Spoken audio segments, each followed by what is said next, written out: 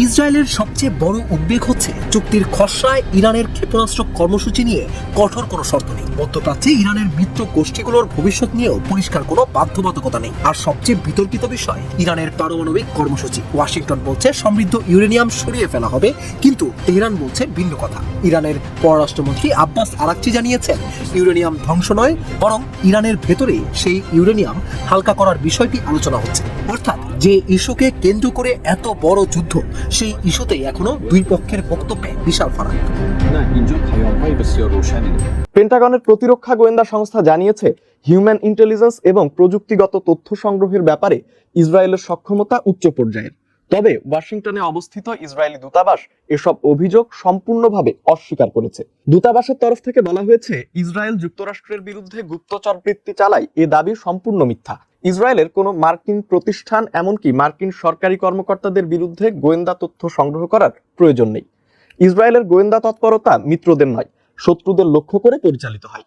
এর বিপরীত যে কোনো দাবি হয় ভুল তথ্যের উপর ভিত্তি করে, নয়তো রাজনৈতিক উদ্দেশ্য প্রণোদিত। এ ব্যাপারে মন্তব্য করতে অস্বীকৃতি জানিয়েছে পেন্টাগন। মার্কিন গোয়েন্দা সংস্থাগুলোকে মনিটর করা প্রতিষ্ঠান ন্যাশনাল ইন্টেলিজেন্স পরিচালকের কার্যালয়ে এনবিসি নিউজের তরফ থেকে জানতে চাওয়া হলেও তারা সাড়া দেয়নি। ইরানের ইউরেনিয়ামের মজুদ দখলের জন্য যে কোনো সময় হামলা চালাতে পারে আমেরিকা। মাত্র এক মাস আগেই মার্কিন প্রেসিডেন্ট ডোনাল্ড ট্রাম্পও প্রকাশ্যে দিয়েছিলেন এমন ইঙ্গিত। আভাস দিয়েছিলেন যে কোনো মুহূর্তে মার্কিন সেনাবাহিনী দখল করতে পারে ইরানের ইউরেনিয়াম। প্রস্তাবিত পারমাণবিক সমঝোতা চুক্তিতেও রেখেছিলেন ইরানের ইউরেনিয়াম অপসারণ ও ধ্বংসের পরিকল্পনা। আর এসব কিছু মিলেই এমন প্রতিরক্ষামূলক ব্যবস্থা নিল মোজতবা খামেনির নেতৃত্বাধীন ইরান। প্রশ্ন উঠেছে, বর্তমান ঝুঁকিপূর্ণ অবস্থায় ইরানের ইউরেনিয়াম উদ্ধার আর সরানোর কাজে কি তবে অগ্রসর হবে আমেরিকা? কিছুদিন আগেও ডোনাল্ড ট্রাম্পের হুঙ্কার ছিল বেশ স্পষ্ট।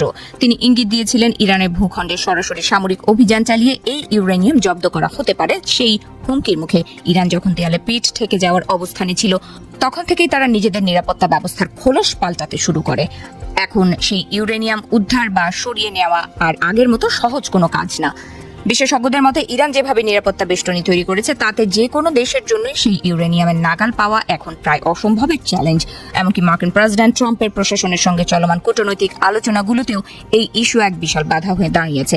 কারণ ইউরেনিয়াম যদি ধ্বংস বা উদ্ধার করতেই হয়, তবে তার ঝুঁকি এবং দায়ভার কার উপর পড়বে তা নিয়ে তৈরি হয়েছে এক রহস্যময় ধোঁয়াশা। ইরানের পররাষ্ট্র মন্ত্রণালয়ের মুখপাত্র ইসমাইল বাঘাই রাষ্ট্রীয় গণমাধ্যমকে জানিয়েছেন 14 জুন এই সমঝোতা স্মারকটি সই হচ্ছে না, তবে আগামী কয়েকদিনের মধ্যে এটি হওয়ার সম্ভাবনা রয়েছে।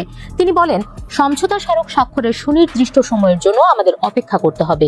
যদিও তা আগামীকাল হচ্ছে না, তবে আগামী কয়েকদিনের মধ্যে এটি হওয়ার সম্ভাবনা উড়িয়ে দেওয়া যায় না। তবে অপর পক্ষের অস্থিরতার কারণেই এই প্রক্রিয়ার যে কোনো বিবৃতির বিষয়ে আমাদের অবশ্যই সতর্ক থাকতে হবে। বাঘাই আরো বলেন, এই সমঝোতা স্মারকটি মূলত যুদ্ধ বন্ধ করার ব্যাপারে হচ্ছে। এ পর্যায়ে পারমাণবিক ইস্যু নিয়ে কোনো আলোচনার সিদ্ধান্ত নেওয়া হয়নি। কিন্তু তেহরান থেকে আসা বার্তা একেবারেই ভিন্ন।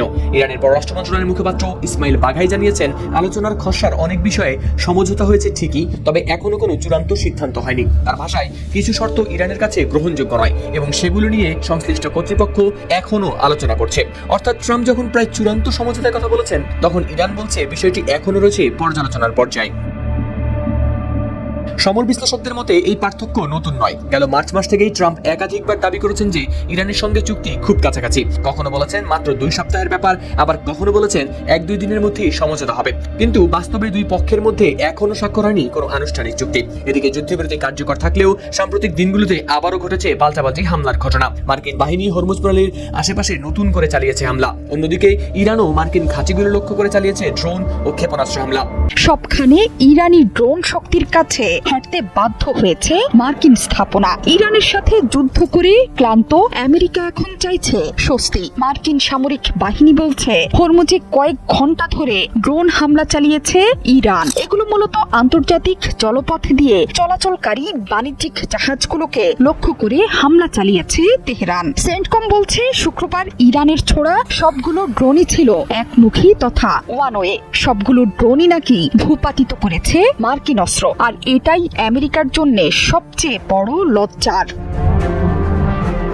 চলমান ইরান যুদ্ধে উপসাগরীয় অঞ্চল জুড়ে মোতায়েন আছে অত্যাধুনিক সব যুদ্ধ বিমান। তবে এগুলো এমন এক শত্রুর মোকাবেলা করছে যাদের বিরুদ্ধে লড়াইয়ের জন্য এসব যুদ্ধ বিমান তৈরি হয়নি। মূলত ইরান থেকে ধেয়ে আসা নিচ দিয়ে উড়ে যাওয়া অসংখ্য ড্রোন বা ড্রোনের ঝাঁক। এসব ড্রোন ধ্বংস করতেই ব্যবহৃত হচ্ছে বিলিয়ন ডলারের যুদ্ধ বিমান। ইরান আমেরিকা যুদ্ধে এখন পর্যন্ত কয়েক ডজন যুদ্ধযান হারিয়েছে আমেরিকা। কূটনৈতিক সূত্রগুলোর মতে চলমান আলোচনার অংশ হিসেবে সেই সব অর্থের একটি বড় অংশ ছাড় করার পথও তৈরি হতে পারে।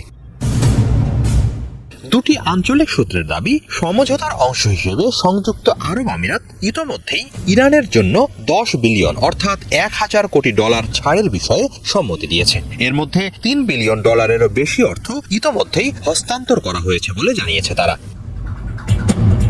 তবে বিষয়টি এখানেই সীমাবদ্ধ নয়। সমঝোতা সম্পর্কে অবগত আরও দুটি সূত্রের মতে শেষ পর্যন্ত ছাড়কৃত অর্থের পরিমাণ 20 বিলিয়ন ডলার পর্যন্ত পৌঁছাতে পারে। যদিও এই অর্থ আমিরাতের নিজস্ব তহবিল নাকি তাদের ব্যাংক ও অন্যান্য প্রতিষ্ঠানে আটকে থাকা ইরানেরই অর্থ, সে বিষয়ে নিশ্চিত হতে পারেনি রয়টার্স।